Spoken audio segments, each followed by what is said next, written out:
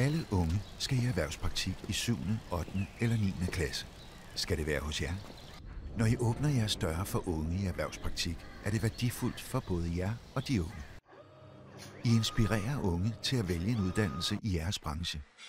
I viser, at jeres fag er spændende og kan gøre en forskel.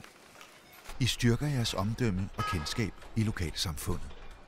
Erhvervspraktik viser de unge, hvad de kan uddanne sig til og arbejde med senere i livet. Hvordan kommer I så i gang? Her er 5 gode råd til, hvordan I nemt kommer i gang med erhvervspraktik. 1. Beslut jer for, hvordan rammerne for erhvervspraktik skal være hos jer. 2. Gør jer synlige og samarbejde med kommunen og lokale skoler. 3. Lav en praktikplan med spændende opgaver og vær opmærksom på reglerne for, hvad praktikanter må lave. 4. Afstem forventninger og aftal de praktiske rammer med praktikanten. 5.